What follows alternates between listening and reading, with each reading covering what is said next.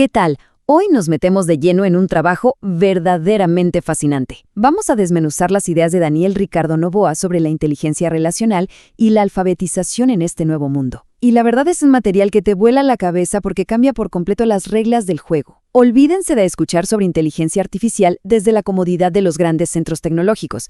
No, aquí vamos a hablar de cómo dominar la IA en los márgenes. O sea, cómo potenciamos el intelecto humano cuando el hardware a duras penas da la talla, el internet va y viene, y depender de la tecnología de otros es un dolor de cabeza real. De eso va este recorrido. La hoja de ruta de hoy tiene 5 paradas rápidas. 1. La fricción desde los márgenes. 2. Vamos a desmitificar un poco la inteligencia artificial. 3. Entenderemos el prompt como código situado. 4. Hablaremos de soberanía tecnológica. Y para cerrar el punto 5, hacia la co-creación consciente. Vamos a ello. Sección 1. La fricción desde los márgenes.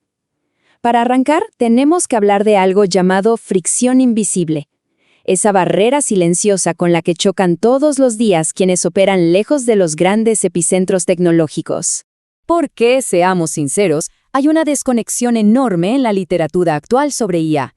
La gran mayoría de los manuales asumen un escenario de abundancia, ya saben, máquinas de última generación y un Internet que jamás se cae.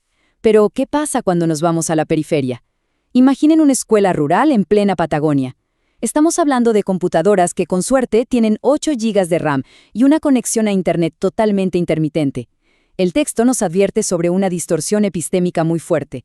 Las preguntas y los problemas tecnológicos que importan en Silicon Valley sencillamente no son los mismos que importan en los márgenes institucionales y geográficos. Y para ilustrar esto de una forma clarísima, fíjense en el test de los 3 ejemplos. Imaginen que un docente en esa zona rural apartada le pide a la IA ejemplos de situaciones de pobreza. ¿Qué responde el modelo?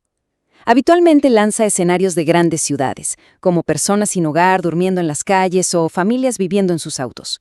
Hace una asociación estadística automática entre pobreza y entornos urbanos. Lo fundamental aquí es entender que la inteligencia artificial no tiene ni idea de dónde está operando. No tiene conciencia del entorno. Esa fricción que se genera no es un simple error informático, es un gigantesco sesgo de cobertura geográfica estructural. Y si nos preguntamos de dónde viene ese sesgo, bueno, los números hablan por sí solos. El idioma actúa como una frontera digital enorme. Resulta que más del 90% del volumen de texto con el que se entrenan estos modelos está en inglés. El español en general apenas roza el 5%. Y las variantes regionales, como el español patagónico, ni siquiera llegan al 0.1%. En la práctica, esto significa que las referencias culturales, los modismos de la región y hasta las leyes locales brillan por su ausencia. Es un sesgo estructural que cualquier persona frente a la pantalla debe conocer para poder compensarlo activamente. Pasamos a la sección 2, desmitificando la inteligencia artificial. Aquí vamos a hacer algo absolutamente necesario, quitarle toda esa aura mágica y neutra a la IA. Por ahí se repite a cada rato que las redes neuronales imitan al cerebro humano. Pero no nos confundamos, las diferencias son abismales.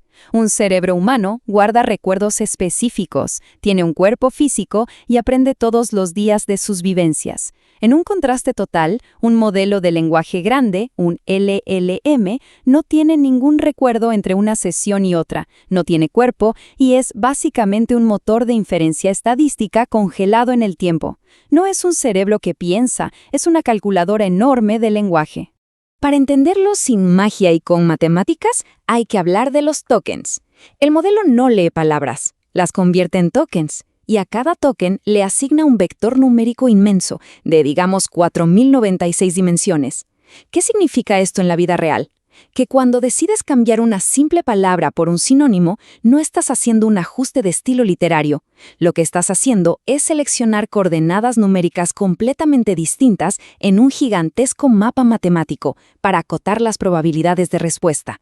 Justamente por esa naturaleza matemática tan fría, es indispensable reconocer lo que se llama la triple falacia de la agencia.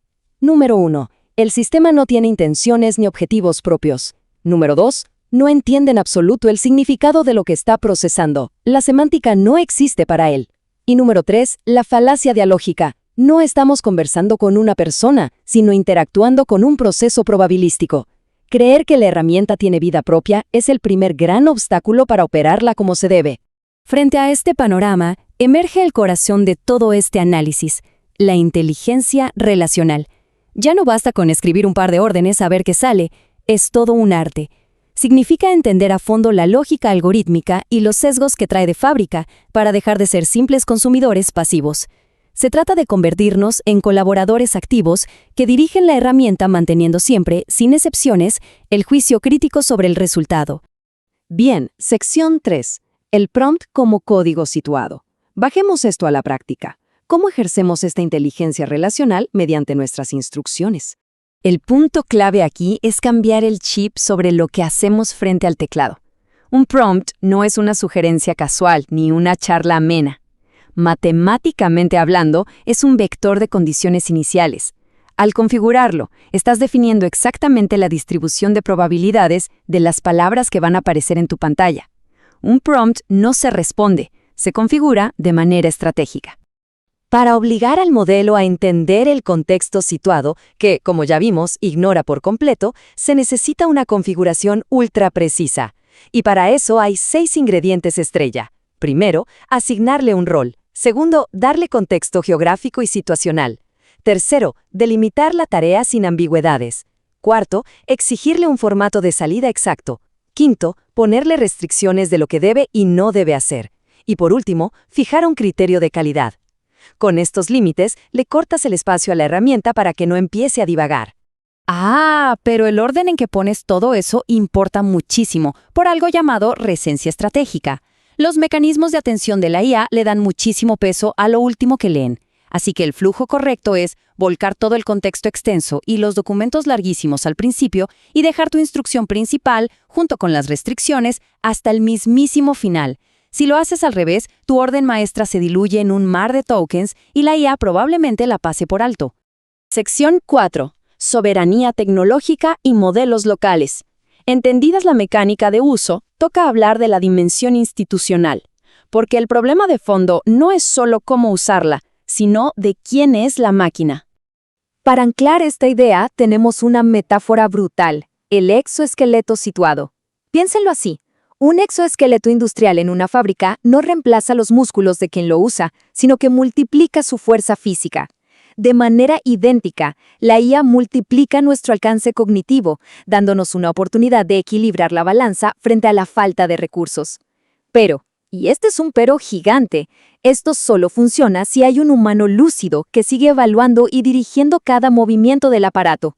Sin embargo, conectar ese exoesqueleto a servidores corporativos en la nube trae unos riesgos institucionales que dan escalofríos, especialmente cuando hablamos de educación pública. Depender de la infraestructura de otros significa quedar atrapado con una plataforma, aguantar cambios de servicio sin previo aviso, comerse sesgos ocultos y, lo que es peor, permitir la extracción de datos de estudiantes menores de edad para que terminen almacenados al otro lado del mundo. Es exactamente por esto que impulsar modelos locales, ejecutados en nuestras propias computadoras, es la vía para no ceder el control. Llegamos a la sección 5. Hacia la co-creación consciente. Miremos al futuro para entender cómo se ve una verdadera colaboración soberana. Y aquí el texto presenta un caso de estudio súper interesante sobre una plataforma local apodada LIA. Para manejar la interacción, usaron la metáfora de la manada. Resulta que las personas cambiamos de intención constantemente. A veces hay mucha prisa, a veces hay cansancio o simplemente ganas de ponerse creativos. El sistema aprendió a hacer un muestreo dinámico buscando cuál es la intención dominante, la intención alfa, en ese preciso momento. Al captar eso, la IA ajusta su comportamiento, logrando adaptarse casi a la perfección a quien está del otro lado del teclado. Toda esta propuesta de construir inteligencia desde los márgenes cristaliza en una declaración que resuena con una fuerza inmensa. La soberanía tecnológica no se pide, se ejerce. No podemos sentarnos a esperar a que el futuro baje de la nube corporativa. El futuro lo tenemos que construir, forjándolo en los fierros de nuestras propias máquinas. Es un llamado a la acción pura y dura. Para despedir este análisis, nos queda flotando una gran reflexión. Ante la velocidad con la que avanzan estos monopolios tecnológicos gigantescos, el verdadero desafío ya no es aprender a usar la herramienta de turno, La verdadera pregunta es, ¿de qué manera lograrán las comunidades, las escuelas y las organizaciones locales dar un paso al frente para convertirse en dueñas de su propia infraestructura autónoma de inteligencia artificial? Es algo que definitivamente nos deja pensando. Hasta la próxima.